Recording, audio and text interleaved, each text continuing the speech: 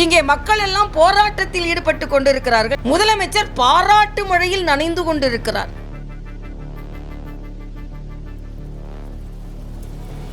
அதிமுகவை பாஜக பிரஷர் செய்து கூட்டணியில் வைத்துக் கொண்டார்களாம். அண்ணன் ரொம்ப பிரஷர்ல இருக்காரு. பொறுமையா அவங்க அமைச்சரவையில் என்ன நடக்குது, அவங்க கூட்டணியில் என்ன நடக்குது, எங்க கூட்டணியை பார்த்து கொண்டிருக்கிறார். அண்ணன் திருமாவளவன் கொடியேற்ற முடியவில்லை என்று புலம்பிக் கொண்டிருக்கிறார். சும்மா கதை விட்டுட்டே இருக்க வேண்டாம். 2026 வரைக்கும் கொஞ்சம் எல்லா அமைச்சர்களும் என்ன ஜெயிலில் இருக்க போறாங்களா, அமைச்சர்கள் இருக்க போறாங்களா, அது வேற பதற்றத்தில் இருக்கிறாங்க. மாணவர்கள் மிக நன்றாக எழுத வேண்டும், தேர்வாக வேண்டும் என்பது அனைவரின் விருப்பம். ஒருவேளை நமக்கு இந்த வகையில் தேர்வாகவில்லை என்றால் கூட இன்னும் 2 வாய்ப்புகள் இருக்கிறது. அதனால்தான் நீட் என்பது தேர்வு என்பது முதன்மையானது என்று நாம் சொல்லிக் கொண்டிருக்கிறோம். அது மட்டுமல்ல, இன்று நாடு முழுவதும் 22 லட்சம் பேர் நீட் எழுதுகிறார்கள். இதில் 1.5 லட்சம் குழந்தைகள் தமிழ்நாட்டிலிருந்து எழுதுகிறார்கள். ஆக அரசியல் செய்வதையெல்லாம் பொருட்படுத்தாமல் மாணவர்கள் தங்கள் எதிர்காலத்தை நோக்கி சென்று கொண்டிருக்கிறார்கள். தமிழக மாணவர்கள் என்பதை இது வலியுறுத்துகிறது. திராவிட முன்னேற்ற கழகம் ஆட்சிக்கு வந்து இது 5வது நீட். முதல் நீட்டே நடக்க விட மாட்டோம் என்று சொன்னார்கள். ஆக அதிலிருந்து இவர்கள் எதையுமே இவர்கள் செய்கிறோம் என்று சொல்வதை செய்ய முடியாது என்பதை இன்று நீட்டாக சொல்லிக் கொள்கிறோம். நாம் எல்லாம் மனதிற்கு மிகுந்த வருத்தம் அளிக்கக்கூடிய பஹல்காம் காஷ்மீர் தீவிரவாத தாக்குதல், ஏன் தேனிலவு சென்ற பயணிகள் மீது கூட தாக்குதல் நடந்து குண்டடிப்பட்டு அதில் குறிப்பாக ஆண்கள் என்று பாகுபாடு பார்த்து கொல்லப்பட்டு இன்று மிக மிக சோகமான சூழ்நிலையில் இந்த நாடு மட்டுமல்ல உலகமே இருக்கிறது. இன்று தமிழகத்தில் கூட சில ஆதரவு குரல்கள் வரவில்லை என்றால் கூட பாரத தேசத்திற்காக 30 நாடுகள் தங்களது ஆதரவு குரலை தெரிவித்திருக்கிறார்கள். வெளிநாடு செல்கிறார் என்று சொல்லிக் கொண்டிருந்தார்கள், விமர்சனம் செய்து கொண்டிருந்தார்கள். ஆனால் வெளிநாடு சென்றது நம் நட்புறவிற்காகவும், நம் நாட்டிற்கு ஒரு பிரச்சனை வந்தால் உலகில் பல நாடுகள் நம்மோடு இருக்க வேண்டும் என்பதற்காக ஒரு நல்லெண்ண அடிப்படையில் அவர் சென்று வந்த பயணங்கள் இன்று நல்லெண்ண அடிப்படையில் நமக்கு உதவுகிறது.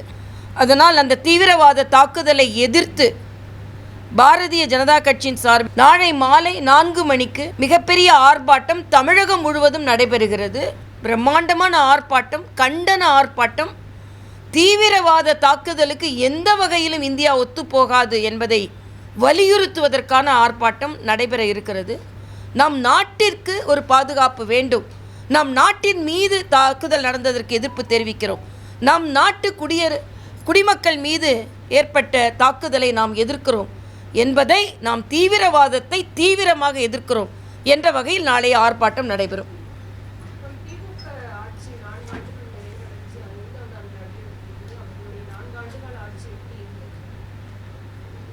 நான் ஏற்கனவே சொல்லிட்டேன்ல, நீட்டை பற்றி சொல்லும் பொழுது முதல் கையெழுத்து நீட்டுக்கான வேற சொல்லலை, முதல் கையெழுத்து நீட்டுக்கான கையெழுத்துன்னு சொல்லி 5வது முறை திராவிட முன்னேற்ற கழக ஆட்சிக்கு வந்தப்போ நீட் நடைபெறுகிறது. ஆக நீட்டாக அவங்களால எதுவும் செய்ய முடியாது என்பதை நீட், அதனால் அவர்கள் ஆட்சி நீட்டிக்கவும் முடியாது என்பதை நீட் சொல்கிறது. 2026 full stop for DMK government. அது மட்டுமல்ல, இது 4 ஆண்டு திராவிட முன்னேற்ற கழக ஆட்சி என்பது எங்கள்கிட்ட கேட்காதுங்க, போராடி கொண்டிருக்கும் செவிலியர்களிடம் கேளுங்கள். இங்கே மக்கள் எல்லாம் போராட்டத்தில் ஈடுபட்டு கொண்டிருக்கிறார்கள். முதலமைச்சர் பாராட்டு மழையில் நனைந்து கொண்டிருக்கிறார். கட்டாயப்படுத்தி பாராட்டு விழாக்கள் நடைபெற்று கொண்டிருக்கிறது. விளம்பரங்கள் நீங்கள் பார்த்தீர்கள் என்றால் மக்களுக்கு செலவிடக்கூடிய பணத்தை விளம்பரமாக செலவிட்டு போராடி கொண்டிருங்கள். ஒரு பக்கம் எங்களுக்கு அதை பற்றி கவலையில்லை, மக்களை பற்றி கவலையில்லை, நாங்கள் பாராட்டி கொண்டே இருப்போம் என்று எல்லாவற்றிற்கும் பாராட்டு. எதுக்கு பாராட்டுன்னு நான் கேட்குறேன். என்ன சாதனை? அதிமுகவை பாஜக பிரஷர் செய்து கூட்டணியில் வைத்து கொண்டார்களாம். அண்ணன் ரொம்ப ப்ரெஷரில் இருக்கார். இன்னும் கொஞ்சம் பிளட் ப்ரெஷர் நமக்கு பார்த்தா இன்னும் அதிகமாக ப்ரெஷரில் இருக்காருன்னு கண்டுபிடிக்கிறோம். நான் கேட்குறேன், என்ன ப்ரெஷரில் காங்கிரஸ் கூட நீங்கள் கூட்டணி வைத்திருக்கிறீர்கள்? அதனால் அதிமுக பாஜக கூட்டணி வந்ததிலிருந்து அண்ணன் ஸ்டாலின் அவர்கள் மிகுந்த ப்ரெஷரில் இருக்கிறார். அதனால் ப்ரெஷரில் இந்த கூட்டணி நடைபெறுகிறது, ஏற்படுத்தப்பட்டது என்று சொல்கிறார். சிபிஎஸ்சியில் 5-8க்கு பொதுத் தேர்வு நடக்கும். இதில் அன்பின் மகேஷ் பொய்யா பேசி கொண்டு இருக்கிறார். ஏதோ ட்ராப் அவுட் இருக்குமா, அவங்கள அதே பள்ளியில் அதே வகுப்பில் உட்கார வைத்து விடுவார்களாம். இது தெளிவாக மத்திய அரசின் திட்டம் எதுவுமே மக்களுக்கானது, மாணவர்களுக்கானது. இந்த பரீட்சை 8வது பரீட்சை எப்படி தெரியுமா நடக்கும்? ஒருவேளை அவங்க ஃபெயில் ஆயிட்டாங்கன்னா 2 மாதங்களுக்கு சிறப்பு ஆசிரியர்களை போட்டு அவர்களுக்கு பயிற்சி கொடுத்து 2வது மாதத்தில் திருப்பி பரீட்சை வைக்கப்படும். அந்த பரீட்சையில் பாஸ் ஆகுனா உடனே அவங்கள அடுத்த கிளாஸுக்கு அந்த லீவ் நேரத்தில் பரீட்சை வச்சு அடுத்த கிளாஸுக்கு அவங்கள ப்ரமோட் பண்ணி விடுவாங்க. எந்த தமிழக மாணவியும் 2 மாதம் சிறப்பு பயிற்சிக்கு பின்பு ஃபெயில் ஆக மாட்டாங்க. அன்பின் மகேஷ் பொய்யாமலிக்கு வேணால் அது புரியாமல் இருக்கலாம். ஆனால் எனக்கு மாணவர்களை பற்றி நன்றாக தெரியும். இன்னொன்று, சென்ட்ரல் போர்டில் பாஸ் சதவீதம் 30 மார்க்கு, தமிழ்நாட்டில் 35. ஆக 30 மார்க்கு கூட பாஸ் பண்ண முடியலன்னா அவங்க எப்படி இன்னொரு கிளாஸுக்கு போய் அவங்க திறமையாளர்களாக ஆவாங்க? சரி, 8வது ஆல் பாஸ் கொடுத்துறீங்க, 9வதுல ஆக 9வதுல தடுமாற மாட்டார்களா? ஆக 9வதில் தடுமாற்றக்கூடாது இருக்கிறதுக்காக, அவர்கள் தடம் பதிக்க வேண்டும் என்பதற்காக 8வதிலேயே அவர்கள் பலம் பொருந்திய மாணவர்களாக மாற்றுவதற்கான சக்தி இது. ஒன்றை சொல்லுவாங்க, இன்னொன்றை சொல்ல மாட்டாங்க. ஃபெயில் ஆக்குவாங்கன்னு சொல்கிறாங்களே தவிர ஃபெயிலான மாணவர்களுக்கு சிறப்பு கவனம் செலுத்தி அவர்கள் 2 மாதத்தில் திருப்பி பரீட்சை வச்சு அவங்கள பாஸ் பண்ணுறாங்கன்னு சொல்கிறது கிடையாது. இப்போ மத்திய நீங்கள் மாநிலங்கள் எதை வேண்டுமானாலும் நீங்கள் பின்பற்றி கொள்ளுங்கள்.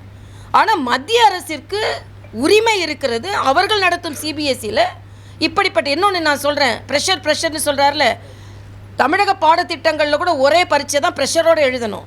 சிபிஎஸ்சியில் 2 பரீட்சை வைக்கிறாங்க. அதில் 2ல் எதில் அதிக மார்க் வாங்கினாங்களோ அந்த பரீட்சை மார்க்கை எடுத்துக்கிறாங்க. இன்னொன்று, சிபிஎஸ்சி சிலபஸ் 15% குறைக்கப்பட்டிருக்கிறது.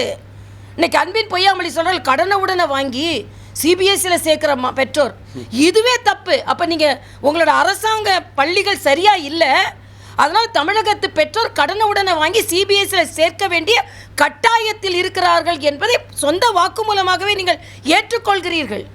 ஆக பள்ளி கல்வித்துறை, இதில் வேறு நீங்கள் பள்ளி கல்வித்துறையை நான் மத சடங்காக மாற்ற மாட்டோம், மூட நம்பிக்கை அங்கே இருக்கக்கூடாது, சோஷியல் ஜஸ்டிஸ் தான் இருக்கணும் அப்படின்னு சொல்கிற திராவிட முன்னேற்ற கழக அண்ணன் ஸ்டாலின் தலைமையில் உள்ள பள்ளியில் தான் அறிவுக்கு பதிலாக அறிவாள் இருக்கிறது பையில்.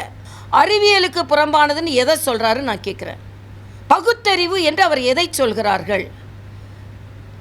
மூட நம்பிக்கை என்று எப்படி சொல்ல முடியும்? நான் சின்ன வயசுலேருந்து திருநீர் வச்சுட்டாங்க நான் போவேன், இது என்னோட உரிமைங்க. ஹிஜாப் போடுறது உரிமை இல்லையான்னு சொல்கிறீங்க பார்க்கலாம். இப்போ இன்னொரு மதத்திற்கு இருக்கின்ற உரிமை இந்து மதத்திற்கு ஏன் இல்லைன்னு நான் கேட்குறேன். நீங்கள் மூட நம்பிக்கை என்றால் அது மூட நம்பிக்கை ஆகிவிடுமா? எங்களுக்கு மூல நம்பிக்கை இருக்கிறது, பொட்டு வச்சுட்டு தான் நாங்கள் போவோன்னு அந்த நம்பிக்கை இருக்குது. அதை எதிர்க்கிறதுக்கு நீங்கள் யார்? மக்களின் மன உணர்வை எதிர்ப்பதற்கு நீங்கள் யார்? சும்மா கதை விட்டுட்டே இருக்க வேண்டாம். 2026 வரைக்கும் கொஞ்சம் எல்லா அமைச்சர்களும் என்ன ஜெயிலில் இருக்க போகிறாங்களா, அமைச்சர்கள் இருக்க போகிறாங்களான்ற அது வேறு பதற்றத்தில் இருக்கிறாங்க. இங்கே எல்லா அமைச்சர்களும் பிரச்சாரத்துக்கு போக முடியுமா, போக முடியாதா, சிறைச்சாலைக்கு போகுமா, வழக்காடு மன்றத்துக்கு போகுமா? இருக்கிற அமைச்சரில் பாதி பேர் வழக்குகள் இருக்குது. வழக்கமாக வேலை செய்ய போகிறோமா, வழக்காடு மன்றத்துக்கு போட போகிறோமா, இதெல்லாம் அவங்க யோசனை செய்து கொண்டு இருக்கும்போது அண்ணன் ஸ்டாலின் கொஞ்சம் பொறுமையாக அவங்க அமைச்சரவையில் என்ன நடக்குது, அவங்க கூட்டணியில் என்ன நடக்குது, எங்கள் கூட்டணியை பார்த்து கொண்டு இருக்கிறார். அண்ணன் திருமாவளவன் கொடியேற்ற முடியவில்லை என்று புலம்பிக் கொண்டு இருக்கிறார். கூட்டணி மேலே நீங்கள் ப்ரெஷர் வைக்கிறீங்களா, நாங்கள் ப்ரெஷர் வைக்கிறோமா? ஆக எல்லா ப்ரெஷரையும் அவங்க வைத்துக்கொண்டு மற்றவர்கள் மீது ப்ரெஷர் என்று சொல்லிக்கொண்டு அவங்க ரொம்ப ப்ரெஷரில் இருக்காங்க அப்படின்னு தெரிகிறது. இல்லை, இதுதான் நாங்கள் மாணவர்களை நான் தன்னம்பிக்கையை நீங்கள் ஊக்கப்படுத்த வேண்டும். உங்கள் பல வாய்ப்புகள் உங்களுக்கு, இது தவறான தகவல். நீங்கள் ஒரு +2 ரிசல்ட் வந்த உடனே, ஒரு 10வது ரிசல்ட் வந்த உடனே, ஒரு +2 ரிசல்ட் வந்த உடனே 10வது ரிசல்ட் வந்தோடனே என்ன முடிவுகள் வருகிறது? நம்ம அதை கவனத்தில் சொல்லணும். நம்ம அதை ஆதரிக்கக்கூடாது. தவறான முடிவுகள் எடுத்தால் அதை ஆதரிக்கக்கூடாது, அதை அரசியலாக்கக்கூடாது, அதை தடுக்க முற்பட வேண்டும் என்பது எனது கருத்து.